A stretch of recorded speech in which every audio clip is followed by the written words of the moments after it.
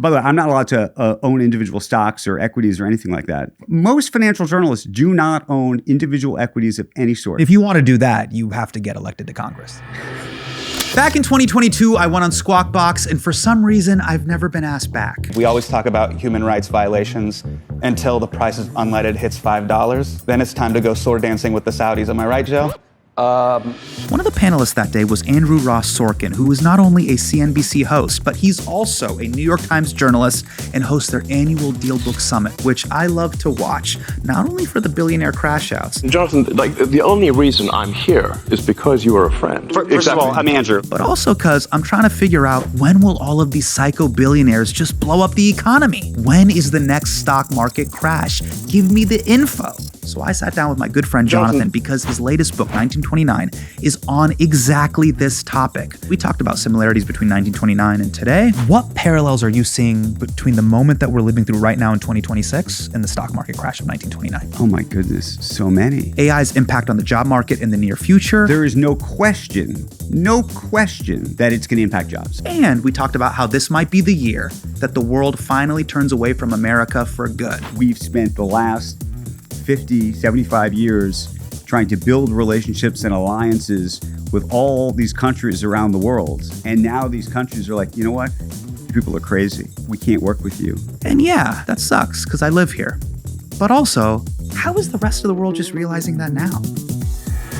Hurry right away, no delay, stop today. Make your daddy glad to have had such a lad.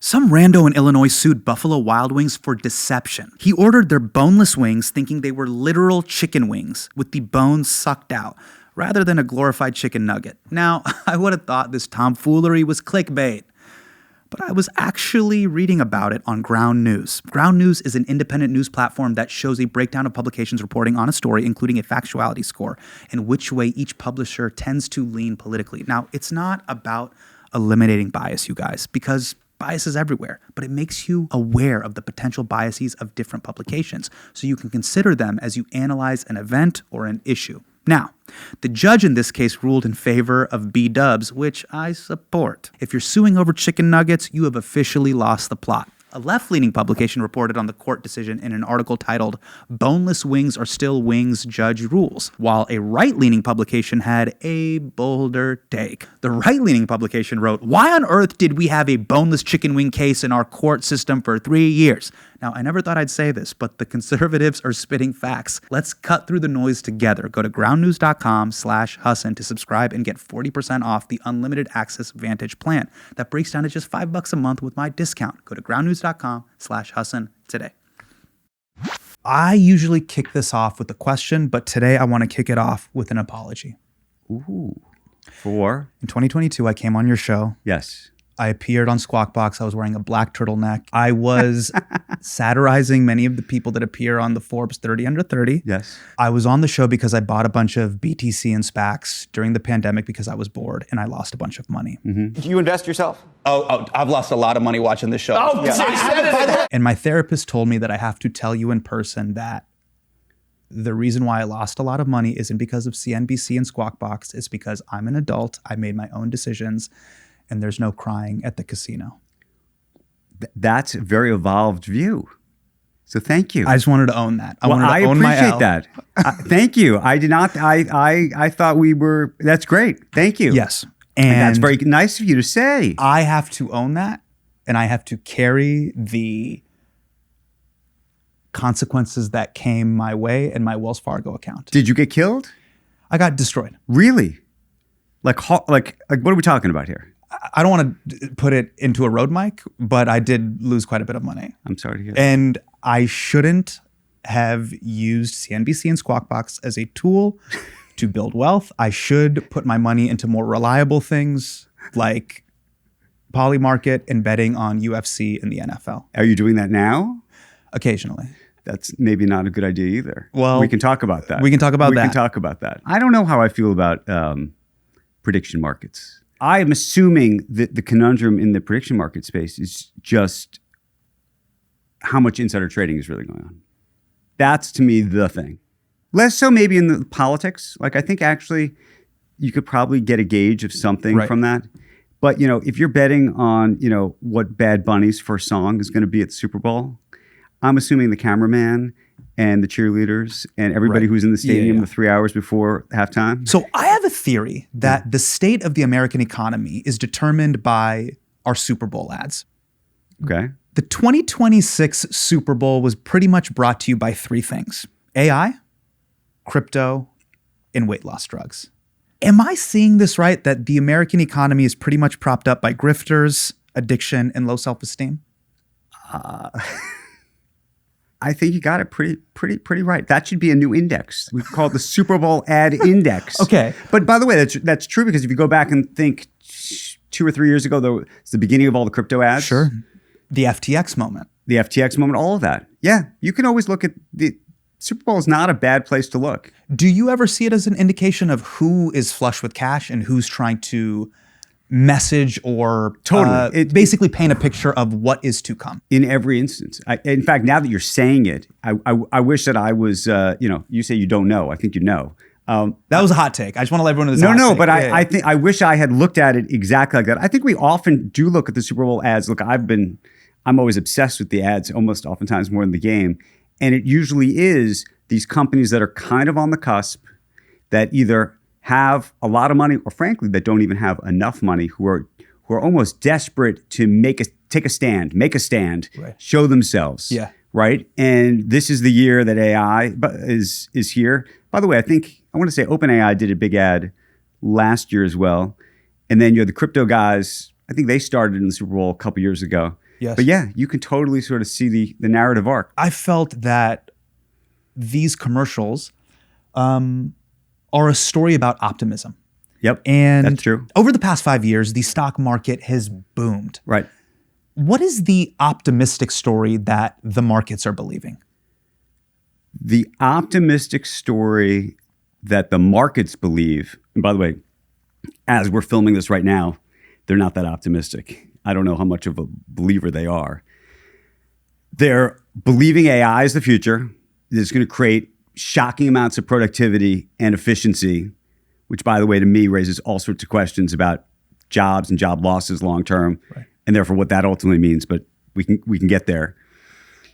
They are betting to some degree right now on sort of this deregulatory environment where all the regs come off, crypto becomes a thing you can do, if you want to do prediction markets or bet or gamble or trade, all that's available to you. You want to merge, all that's available to all of the things that some folks in the market thought were not there a couple years ago. They look and go, could happen.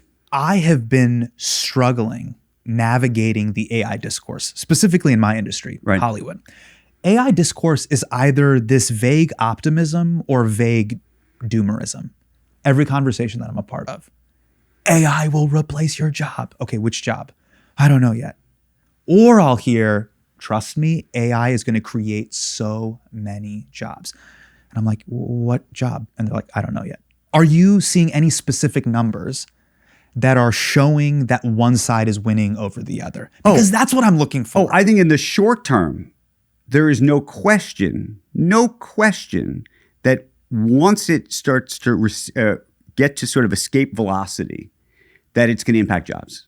There's just, I can't even see some other answer. So when people say, so what I hear is, are we in an AI bubble? And we should worry about that. And I say, yeah, but you should also worry about, what happens in success. Maybe there's an AI bubble. And that probably is some kind of short-term duration mismatch between the amount of money that's being put into this right now and how much money people are actually going to make off of it, at least immediately. I think longer term, I don't see, how we could have immediately more jobs. I think specifically we'll start by having less jobs. It would start with a pain. Contraction. And then hopefully, fingers crossed. I think there's a lot of YOLO here. I think there's a lot of let's just see what happens and hope.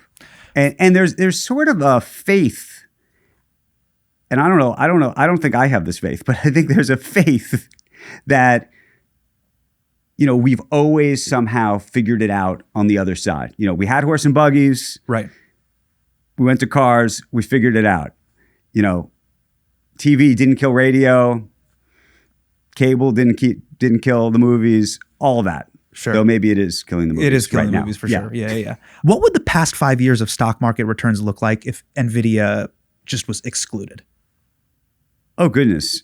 Not good. I mean, look, if you take out the top basically 6 or 7 tech companies out of the S&P 500, you're looking at something that looks like it's flat to basically down.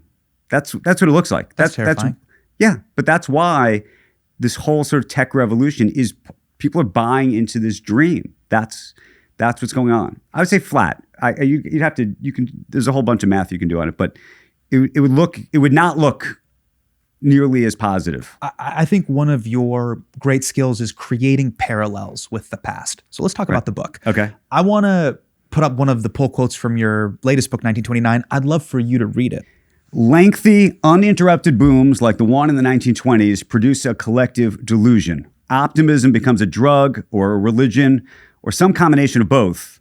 People lose their ability to calculate risk and distinguish between good ideas and bad ones. What parallels are you seeing between the moment that we're living through right now in 2026 and the stock market crash of 1929? Oh my goodness, so many. And look, when I wrote this book, I didn't think that I was trying to write some kind of warning about the world today. Like that was not actually the point of it. But as I was writing it, I would go, oh my, I'd see some headline, I'd clock it and go, yeah, that just happened. Yeah, that just happened. And so many of the things are the same. What was the inspo? I mean, because for me, heterosexual men hit 40 and they either go World War II documentary. Yeah. But for you, do you just pick financial crises? No. What happened was, after writing Too Big to Fail, people used to ask me all the time about 1929. They'd ask me about the comparisons between 1929 and 2008. Right. Yeah. And the truth was, I never had a good answer because I didn't know. So they would just turn to you to be like, break down the subprime mortgage crisis or break down what happened in the Roaring 20s that led to the... Yeah. They would. And you're like, I haven't. I would always walk out of whatever that conversation was with whomever it was and say, I really got to learn about this. I really got to understand this period. Sure. So then I was like, okay, I'm going to try to figure out how to do that. Were there particular characters where you were like, oh, I love the tea here. This was very interesting and titillating. And these particular people had huge impacts on the world and shaping the global market. So I'll tell you, there's two guys, one woman, who to me were just it. One guy's named John Raskob. He really was like the Elon Musk of his era. He was running General Motors 1919. Up until then, by the way, we're talking about credit and debt and all this stuff, people taking all this debt. You didn't do that in America. That was like a moral sin. Right. Proper people did not take on mortgages, nothing. Yeah, you wrote that credit was a new invention in 1929. It was. Yeah. And in 1919, John Raskob had this idea, how am I going to sell more cars? He's running General Motors. How is he going to sell more cars? I'm going to lend people money so they can buy more cars. And that somehow like flipped a switch in the American public about their willingness to take on debt and what that relationship was even like. And then you had Sears Roebuck do that. And then you had a guy named Charles Mitchell, who's a banker who ran a bank called National City, which becomes Citigroup. He clocks all this and says, I can do this too. I can do it on steroids, and I'm going to let people buy stock, democratize finance, and I'm going to loan them the money to do it. And that was the original kind of retail investor. That was the first retail investor. So Raskob did that. Then you had Mitchell jump on top of it. And my other favorite character is a woman named Evangeline Adams. Evangeline is an astrologer in New York City. Okay. And you laugh, but every Wall Street banker and trader went to visit Evangeline. She had an office up at Carnegie Hall. She charged $50 an hour. Wow. She had a newsletter, 100,000 subscribers. And she would tell you if the stocks were going to go up or down. And they would listen to her, just the way they'd probably listen to whomever right now. Sure. Gwyneth Paltrow, Deepak Chopra, whatever, some form of kind of astrological That vibes. was what was going on in the 1920s. Everybody that I talk to, when they describe their grandparents, they describe how penny wise grandma and grandpa were. Totally. How did these people convince grandpa to say, fuck it, I'm going to put it on credit? I mean, that is a huge consumer shift to happen? What did they do that kind of pressed those buttons that allowed our grandparents, who are famously risk averse, to go, Right. I'm all in? Well, I think that the phrase FOMO didn't exist in the 1920s, but it should have. Yeah. I think what happened was you had this sort of revolution taking place. People all of a sudden buying cars, getting their appliances from Sears, and people seeing, this whole idea of like keeping up with the Joneses or Right. whatever. And so I think people saw people getting rich, getting wealthy. Mm-hmm. They're coming also, by the way, from the country, if you will, to these cities like New York. And they're seeing what wealth is and they want in. I think that's what this was about in the 1920s. And to some degree, I also think it was a shift in what the American dream was. And not just what the American dream was, but the very sort of conceit of how to get rich, which is not slowly, which is fast. The American dream became about the lottery ticket, became about sort of quick riches. Yeah, the pogo stick. How do I level up? How and do I get to level that up next- quickly? And maybe that's the only way to level up. Meaning if I do my day gig, Yeah. my day job, I'm never going to get there. So I got to be doing all this other stuff. Well, to have a callback to my opening apology to you, what got me into the SPACs and Bitcoin thing and made me kind of internet addicted on Reddit was this feeling inside of me of like, am I missing out on something? Am I stupid? Because I've been chugging away this particular way my entire life. But there's got to be something else. I keep Right. hearing about this Yeah, other yeah. thing. So this idea that there's this other level you have to unlock, and these are the tools to do that. Was that something that was also happening in the 20s of like, don't be a schmuck. I mean, everybody else is doing this. If you talk to my guy, Yes. there's another way to get this Yes. done. By the way, this is why infomercials exist. This is why Tony Robbins has success, because everybody wants to find the path. Sure. They want to figure out how to do it. And by the way, you're not alone. Like with Bitcoin, by the way, I'm not allowed to own individual stocks or equities or anything like that. Is that given just what I like a do. CNBC thing because of your job? Because my job, Oh, totally. wow. You can move the market, Okay. right? I oftentimes know news Is that through the Times or through CNBC? How does this? both. Oh, wow. Interesting. Across the board.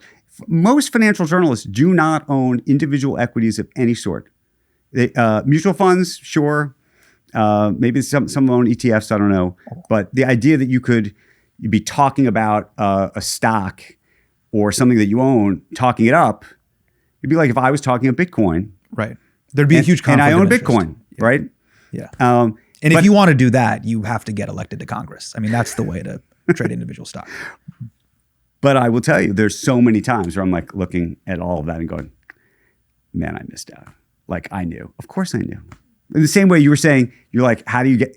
Yes, that is a natural human reaction to all of this. Well, that's the theme of the first part of this convo, which is this idea of optimism, FOMO, missing out, something big is about to happen. I want to talk about another theme, which is risk. Right. And when I read your 2008 book, Too Big to Fail, Yep. what I took away from it is fundamentally that crash was caused by a risk laundering grift. Am I thinking about that right? And how did that work? What were the risks that they were hiding that caused the financial markets and the housing market to collapse? So there was a whole bunch of different grifts going on. I don't know which one you want to go to first. There were. You lead us, Andrew. Well, look. So I have a very complicated view of 2008. Okay. And the reason I say I have a complicated view is because I think that on one end, you have Wall Street and the banking system effectively, I wouldn't say play hide the ball, but sort of, because you had rating agencies that were completely conflicted and you had, these CDOs and sort of structures that people are creating, basically just like mountains of debt piled on top of each other and sliced in all of these sort of unusual ways. And then on the other side, you had people trying to buy homes that they should not have been buying. And I say that because we don't often talk about it like that. Interestingly, by the way, in 1929, after the crash happened, Back then, people didn't blame the bankers initially. In fact, if you read the diaries, they all blame themselves. They say, I shouldn't have done this. I shouldn't have done this. I shouldn't have gotten sucked in. The FOMO got away from me. In 2008, it was like finger pointing. Everybody was at fault except for yourself. Like nobody was saying it was their own fault. Everybody was like participating, and I don't think certainly certain parties had more power than others in this whole scenario. And by the way, look, there's no question. I would say that the banks in the end have more responsibility than an individual should. But I do look at the whole thing and say the whole thing was a little crazy. And by the way, you had also shareholders, the investor class that was basically rewarding all of this and not saying this is too risky. Are there any risks that are currently being baked into the economy right now that we're not seeing? The same way you saw that with those bad mortgages. Yeah. So the big risk today is actually a function of something that happened after the financial crisis. So after the financial crisis, we said we got to regulate these banks. We cannot have these banks lending money like this anymore. As a result, we made it harder for banks to lend money, and we created or incentivized a whole other industry called private credit. Basically, banks hardly lend the money anymore. Now it's basically private equity firms that are creating these funds and lending that money out. Right now, we have no transparency, no real look into what is going on inside these firms. And some of these guys are already running into trouble. Some of them have lent extraordinary amount of money to software companies, some of these AI companies. Some of them are partnering with some of the big hyperscalers in AI, so Meta and others. And I do think that we are going to have some kind of reckoning in what's called the private credit space. Now, what I don't know is when that happens, if it happens, how much of it ultimately impacts the true real economy or hits the banks and then becomes an even bigger problem. If and when that were to happen, who do you think would get hurt the most there? Would it be similar to 2008 where it hits Main Street very hard? Or would it just be these guys in Westchester and Greenwich? It'll be some Westchester and Greenwich, but a lot of folks now a lot of 401k plans and other things are now increasingly invested in private credit. So, and you have endowments invested in private credit. So I think it would be broader. I don't think it's just a one and done. And also, the second you get into a credit contraction, so if this whole industry is lending all the money that's going into the system and they stop, and there's a problem, that means they're also going to stop lending, which means if you're a corporation that relies on companies to lend so that you can go build your next thing, it means you're not building your next thing, which means you're not hiring all the people you were going to hire to build your next thing.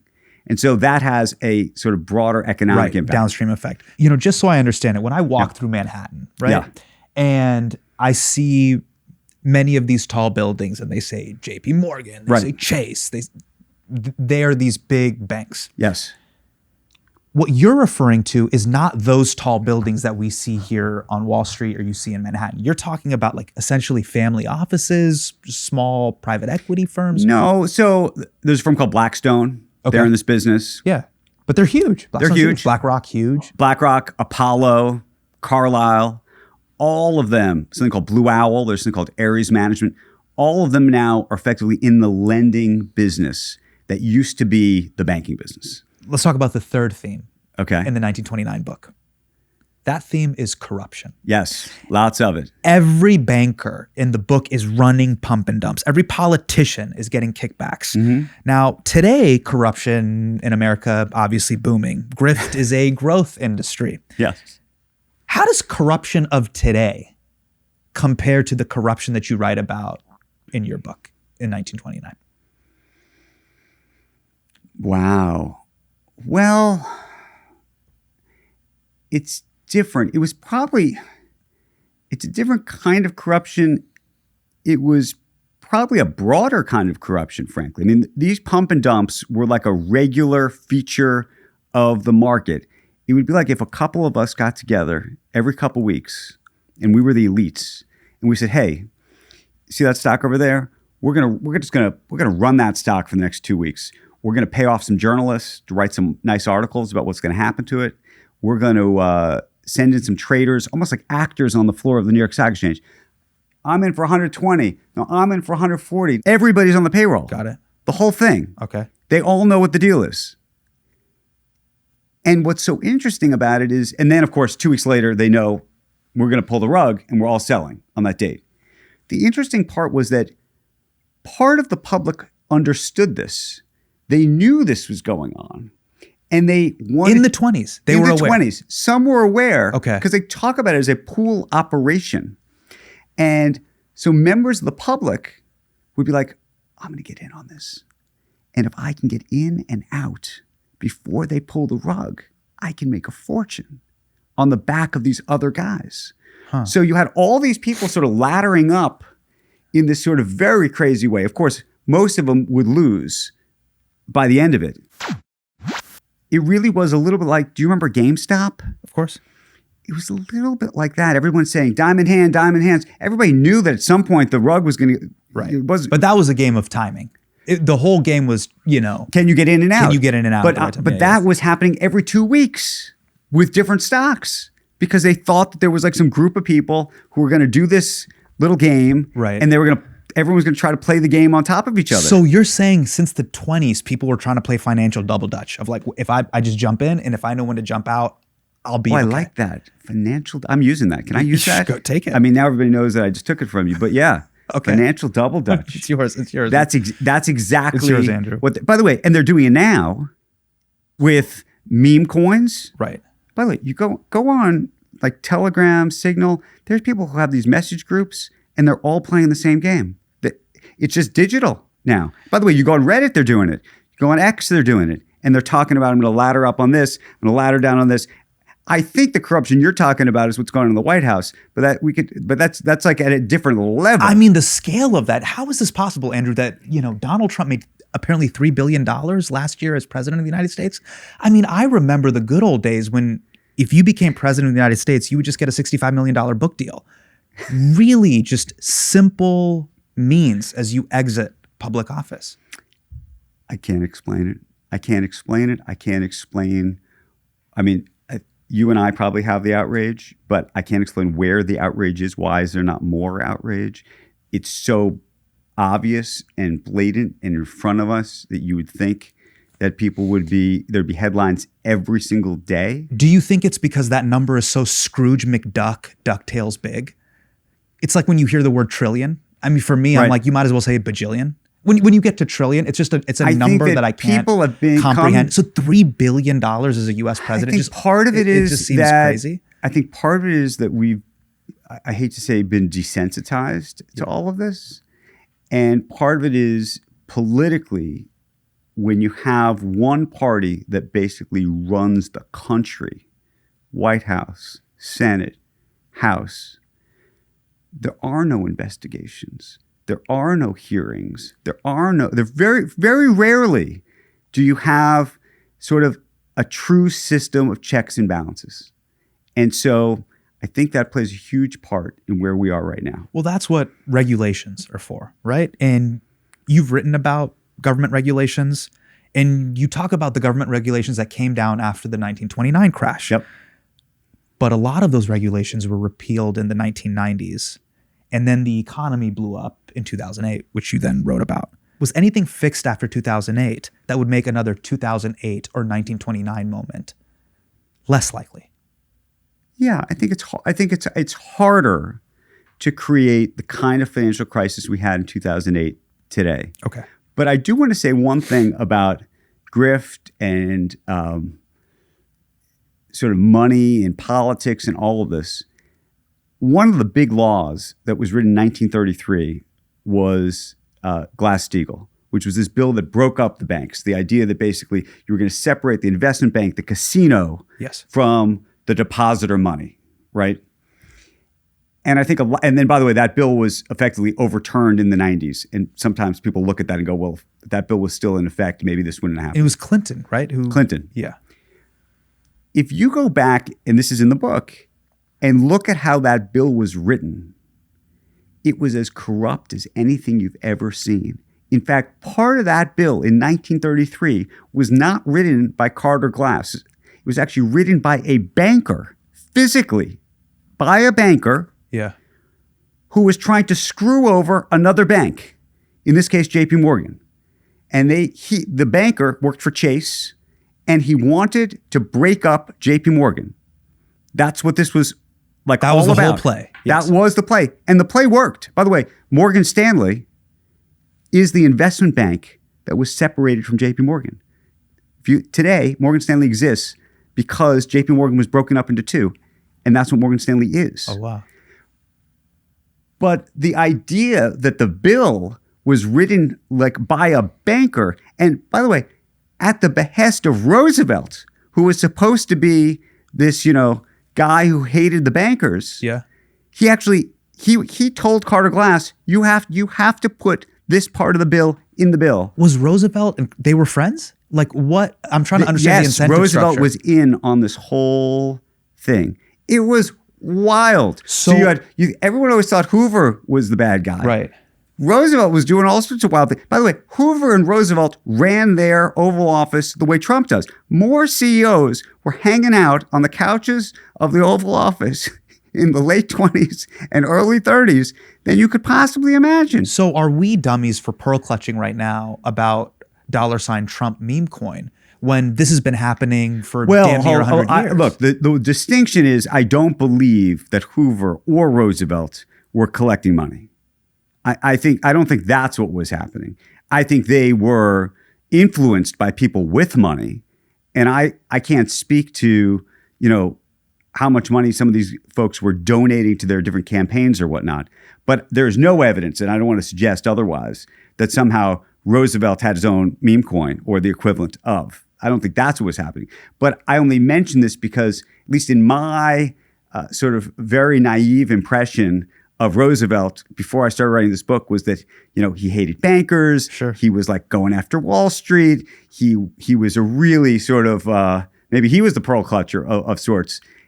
And he was in with these guys as much as anybody, basically rewriting these bills. Something that's very interesting that we're having in this conversation right now is you're talking about the power of very charismatic, influential, famous people and their ability to shape not only public sentiment, but also shape policy. Right. You write about it in the book. Let's take a look about the way people would slobber all over the rich. Oh, here we go. In an era that equated fortunes with brilliance, the titans of Wall Street and industry became household names. Magazines like Time, which started in 1923, and Forbes, which began in 1917, turned financiers into cover stars. The richest men in America were cast as visionaries, symbols of success in a nation enthralled by it. Why does it sound like you're describing the New York Times DealBook Summit that you host? This sounds like that. Oh, goodness. I have to take exception at that in a strong way. Okay, tell me. Look, I think that if you go back and read these articles were puffery. Oh, there was no pushback. About these people. You talked about sort of optimism in the country, and I spent more time than I would want in the stacks of libraries reading old copies of Business Week, which, by the way, started in 1929, interestingly enough. And when you read these kind of stories, you could understand why the public just did whatever these people said. There was no pushback. There was no people questioning what was happening. It almost felt like the media had bought into this whole thing. Yeah. I take the position, and you've seen those interviews at DealBook, and I think you've seen my other work, that my job is to ask the questions, oftentimes uncomfortably. Yes. And so while there's no question, I'm trying to interview people of power and influence. The whole goal of the exercise is so that the public can actually see the way they think, why they think what they think, even if we completely disagree with the way they think. And, you can really sort of get underneath who these people are and how effectively they are shaping our society and our world. All jokes aside, Yeah. one of the things that I've noticed, and the reason why I watched the DealBook Summit on the big screen, Okay. is because you are going to see the Oligarch crash out with Andrew Ross Sorkin. I mean, the meme material from what you do that entire day is Yeah. pretty epic.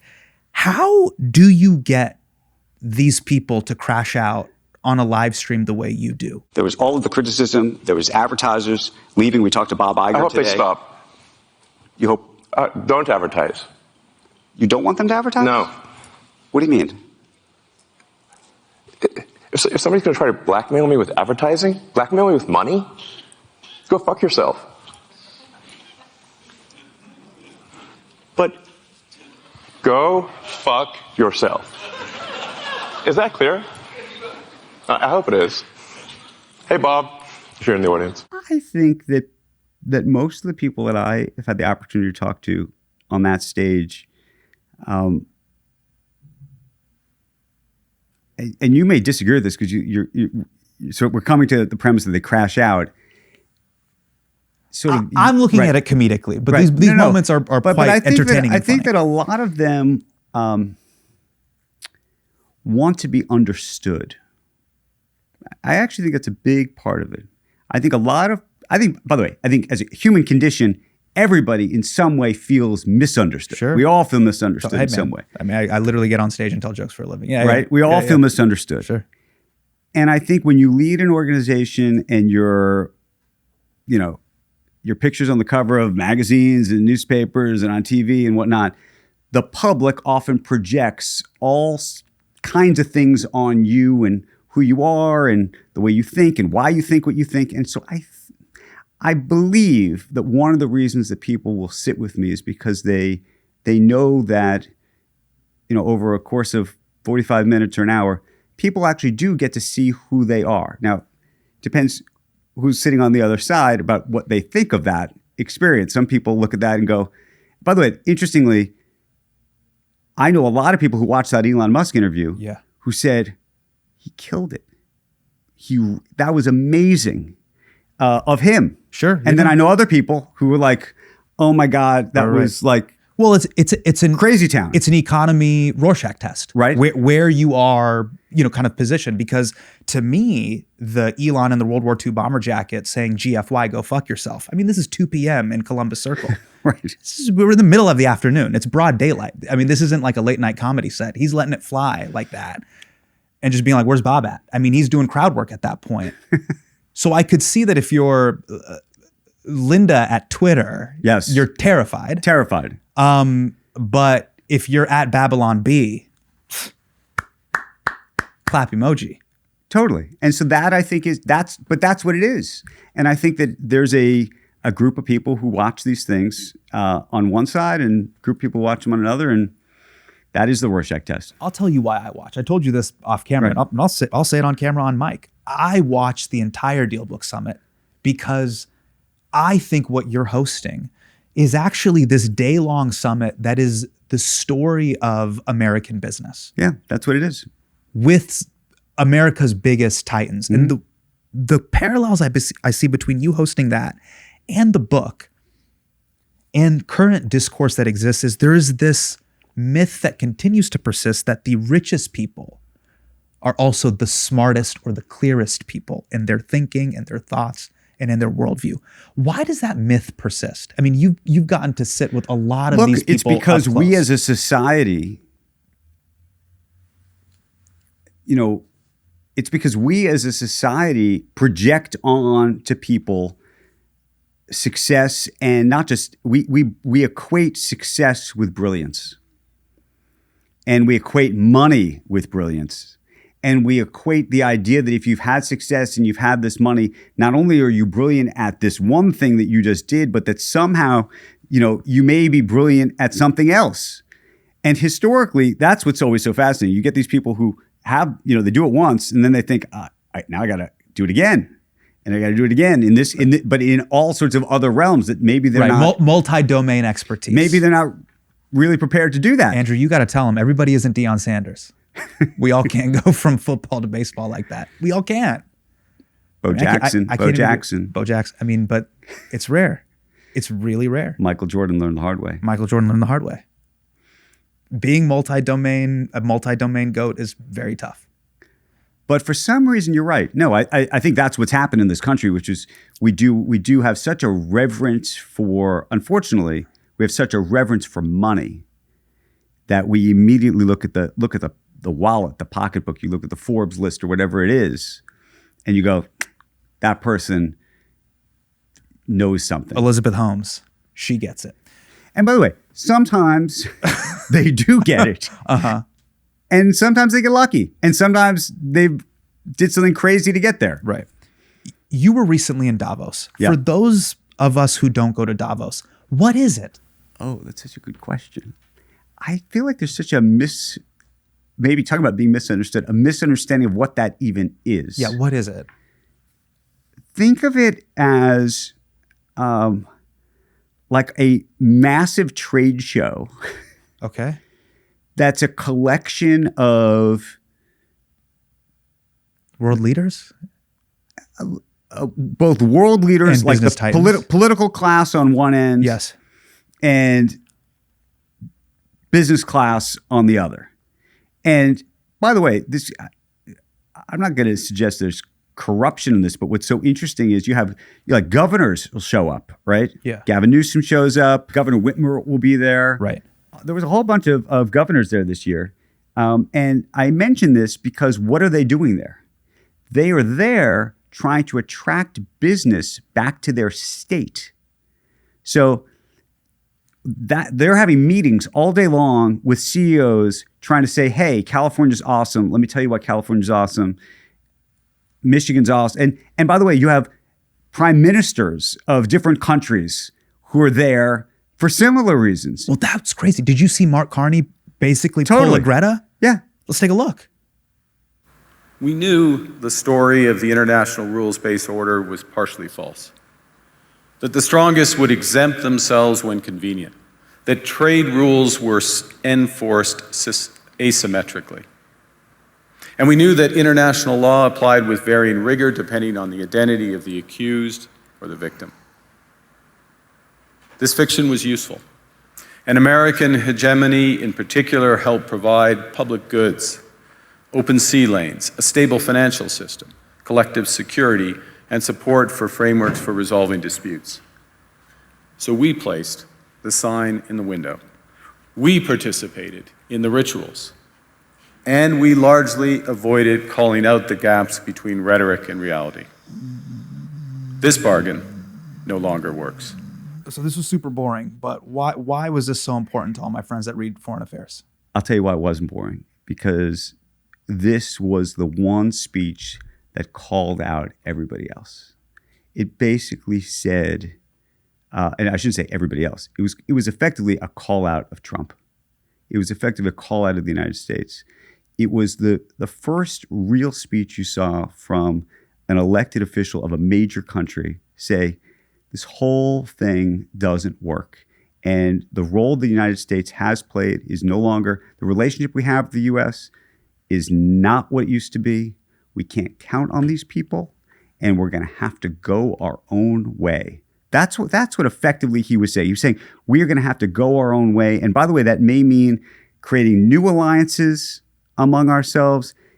The suggestion was that Canada might ultimately have to align itself in some way with China, which is like, So this really was a geopolitical red pill moment of like, look, let me tell you what the Matrix is. Yeah. For the longest time, the United States had this thing called the rules-based order. You have the IMF, you have the United Nations, you don't invade other countries, we use the US dollar. Right, But all of that. But we knew it was bullshit. But now, fucking every 4 years, 10,000 idiots in Wisconsin can throw this whole thing off because of the Electoral College. He didn't say it exactly that way, but pretty much, yeah. And what is he then alluding to? Is this our WCW versus NWO moment? I don't know if you saw this during the 90s when Hulk Hogan defected and then basically started his own thing. He became the heel. Correct. Is that what Carney's doing right now where he's like, look, it's time to pull up and see what Xi Jinping wants? That was the message. That's what he seemed to be trying to say. And by the way, I believe that there was sort of a continuation of that speech and that sort of theme at this big security conference that takes place in Munich just a couple weeks later. But yeah, this was the one, just being at Davos, this was the conversation. Everybody in the halls were like, okay, maybe the deal is over. Why is perhaps Canada and these other countries that were formerly aligned with the United States and what he was signaling, why is Canada aligning with China bad? Well, it depends if you believe that China is ultimately a long-term adversary of the United States or not.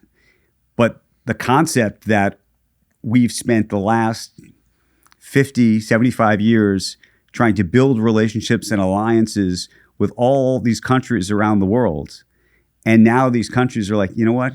You people are crazy. We can't work with you. You keep, changing your... Too volatile. Yeah, you keep changing your tune all the time. We can't really depend on you. We don't know whether you're really our friend, our foe, our frenemy. You're pretending. We don't know what's going on. Brothers like dating in New York City. I don't know what's happening with the situationship, but I need stability. So what's the long-term effect for the United States? So this was the first Davos I've been to where I really thought, okay, we could have a real sort of shift in the geopolitical power. I remember being there when Trump was first elected, first term.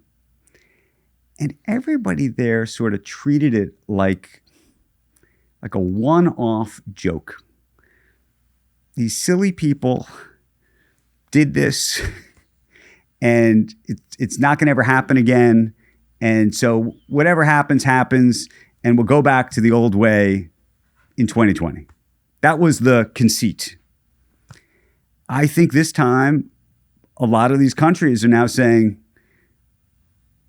this is what the people want. This was not some kind of, aberrant. The fact that it's Trump 2.0 is a definitive sign that flag. This is what the American public wants. This is what the American public wants. And if this is what the American public wants and this is not what we want, we got to figure out another plan. And I think that's what is going on here to some degree. Now, what I don't know is whether you hit 2028, maybe a Democrat wins the White House. I don't know. Does it all flip back again? Do people have short memories? Do they have long memories? What does that look like? I wish that's the part that's so hard to really know. And whether a speech like that is a one-off that we'll forget about because the world will move back to what it used to look like, or whether that is really a defining speech that whoever writes the book about 2026, will start that in the prologue. With the Mark Carney moment. As you know, the U.S. recently attacked Iran. Now, maybe this is a war crime that will result in the destabilization of the entire world, leading to a global nuclear war that ends all life on Earth. But let's stick to what people who watch CNBC really care about. How will this affect gas prices? One way, they go up in the short term. I mean, I think right now, the big worry, and I don't know when this is all going to air, but the big worry right now is that gas prices are going to go through the roof. And they are going through the roof as we speak. The idea that the Straits of Hormuz, which is basically think of a lane on a highway, think of it like a single lane on a highway getting closed, but this is the lane that all the oil is moving through, is blocked, means that it's going to be, we're going to have a real supply shock. And that's what the worry is right now. Everybody's concerned about what's going to happen tomorrow. Will nuclear war happen or not? And for that, I suggest people check out our amazing episode with Annie Jacobson. It was an incredible episode. But people also are looking to 2028. Right. And they talk about how this current president has no guardrails. Donald Trump has no guardrails. Right. He is completely unhinged. But other people argue that the stock market is his only guardrail. He will not allow the stock market to dip. Right. Do you think the president sees that as the ultimate thing that he serves? Look, I've long thought that the only real governor on this president is the market. Sometimes that's the stock market. Sometimes that's the bond market. It may very well turn into the oil market. But when I look at the decisions that he's made and the only times that he has really pulled the rope back, if you will, it has been because the reaction in the markets were poor. Tariffs 1.0, you remember it? Came out, big headline numbers. Seemed like the bond market was about to do a nasty dance. Yeah. And let's reel it back. Psych. I didn't mean it. In the fall, tariffs, China, stock market tanked. Yep. Undo send. Let me pull it back. The question about the situation in Iran is if the price of gas, which by the way is like a billboard for the economy on every corner of the street and was a signature of something he spoke about a lot during his State of the Union, really spikes, again, ahead of the midterms, thinking about the politics of this country, does he say, you know what? I thought this was going to go on for 4 weeks, 5 weeks. Maybe we'd put some boots on the ground. Maybe we won't. And I just don't know. But I think that's possible. Why is everyone in my industry freaking out about this Warner Paramount merger? Well, I think everybody in your industry, which by the way is largely my industry too, is freaking out. They're freaking out at a couple levels. One is that Warner is just, one of the great historic, iconic franchises and businesses in Hollywood. So the idea that that's going to disappear, I think is a freak out. I think the idea that there's going to be one less buyer for programming in the country, just unto itself, that's a freak out. Meaning, had it gone to Netflix, had it gone to Paramount, I think that's unto itself is going to create pressure, even more pressure on an industry that feels like there's extraordinary pressure. If it had gone to Netflix, all my filmmaker friends were worried about what was going to happen to theatrical. Right? Theatrical. Was anyone ever going to go to the theaters again? Are they ever going to make movies that they're going to put in the theaters? Are they going to short in the window so that the movies, are there for a week or two, but then all of a sudden everyone knows they're on Netflix anyway, so no one goes.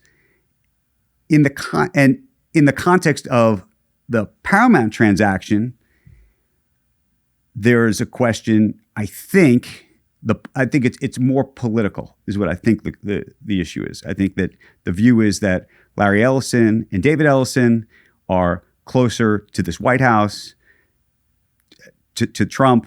There's the famous story about Rush Hour 4. Yeah, it's back. So I think that by the way, in the news business, in this case, CNN is going to be owned by the same people who own CBS. And there's questions about, how the news is going to be operated, the editorial independence, all that. Sure. So I think it's a combination of all those things. And I think one of the biggest ones about the Paramount deal, which is the deal that's going forward, is that there's going to be an extraordinary amount of debt on this company. Talk about loans. Right. It is mind-blowing, the tens of billions of dollars of debt that this company is going to have, which means that they're going to have to pay it off. How are they going to pay it off? Well, they're going to have to lower their own costs. How are they going to lower their own costs? They're going to have to shed a lot of people. And so I think if you're working around that business, that's a complicated place to be right now. You've been covering mergers for a very long time. Yep. But what's interesting about the Paramount-Warner merger is, as someone who's not only works in this business, covered this business, and then covered mergers at large, Warner's as a property has been a hot potato for a quarter century. My goodness, yes. Look, and again, I just recently, as you know, I've been only watching Squawk Box for the past 5 years. Your boy was bored during the pandemic, and I dove in deep. Okay.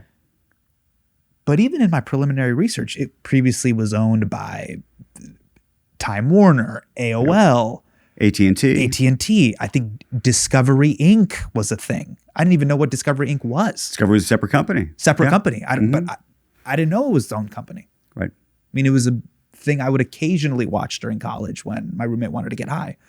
Let's watch Discovery Channel. I didn't know it was Shark like a Week? huge. You remember Shark Week? Of course, Shark Week. Right. But I didn't know it was.